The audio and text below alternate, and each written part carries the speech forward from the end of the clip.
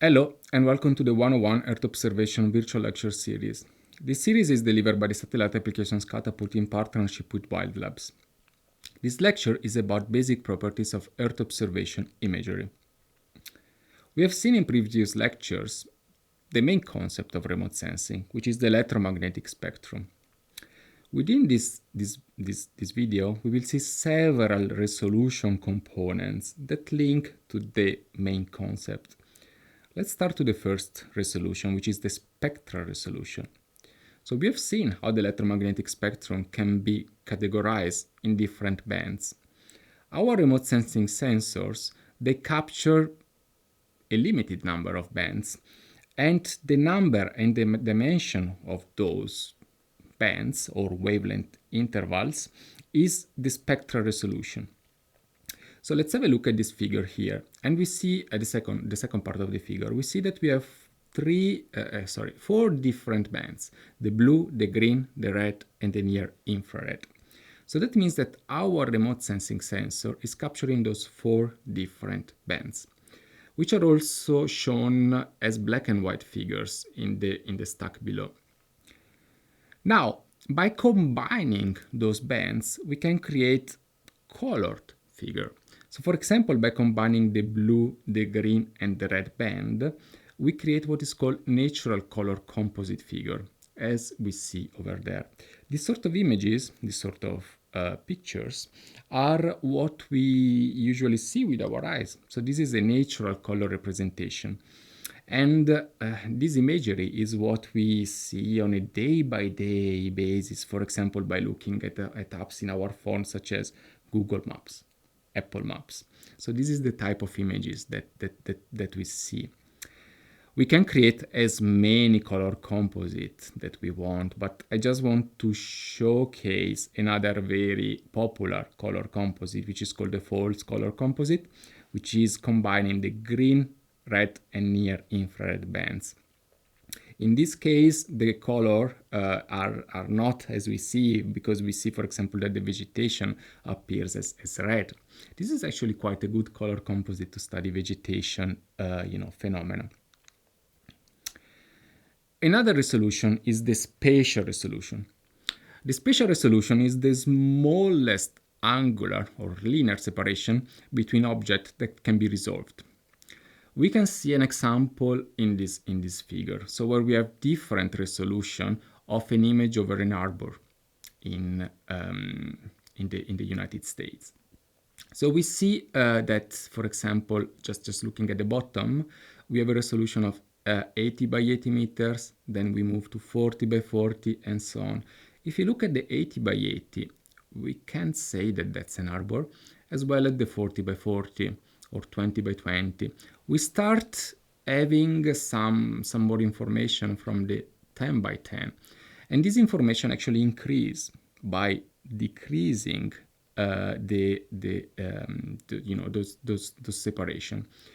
So for example, in the half meter by half meter, we see so many details.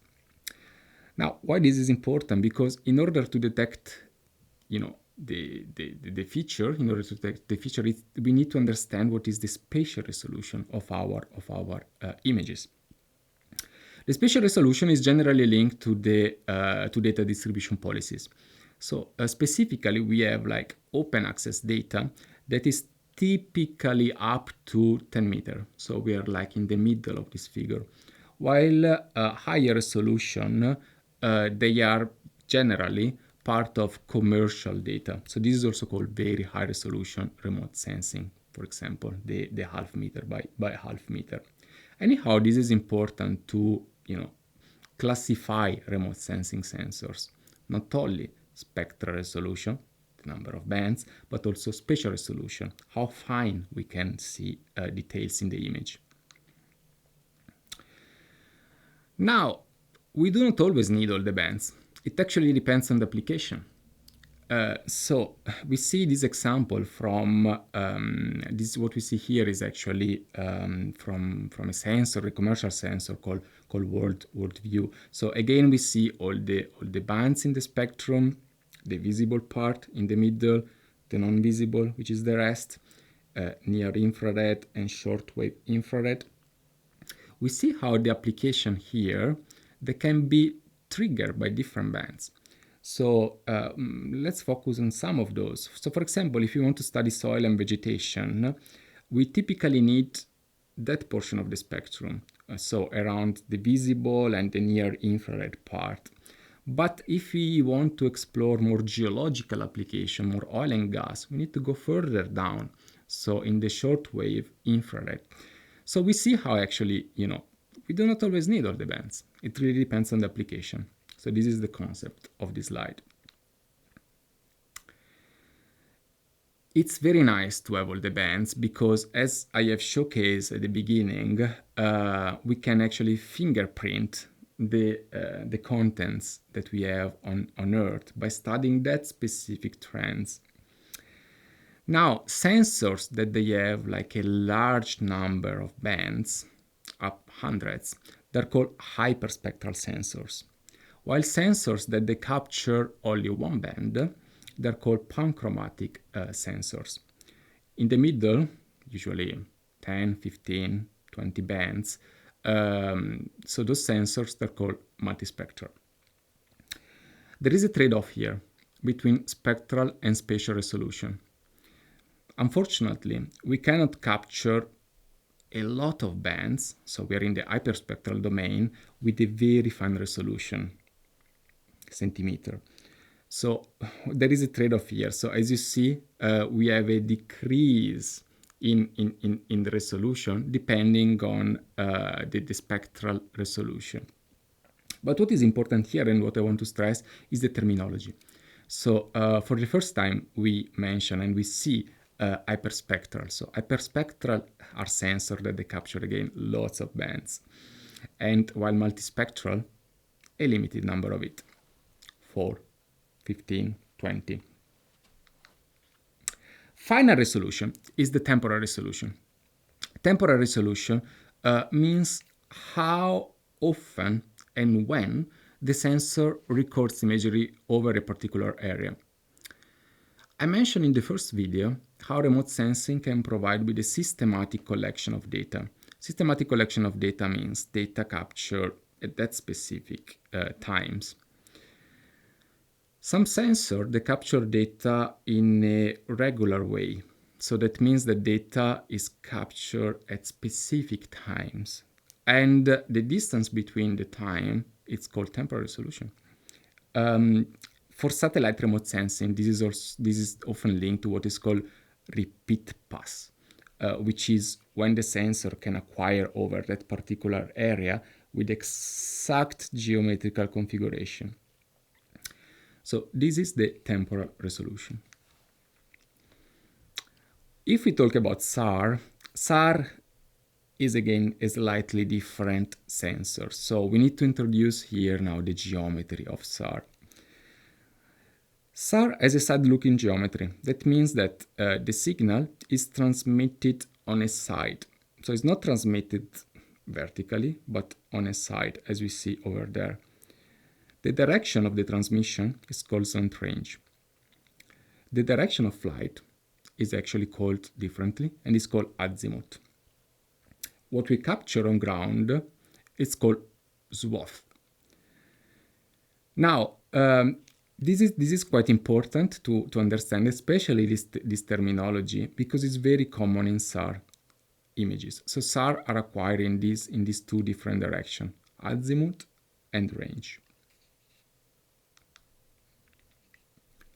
So when we see an image, like in this case, in this specific case, the y-axis is the range and the x-axis is the azimuth. That means that the sensor is basically flying in this direction.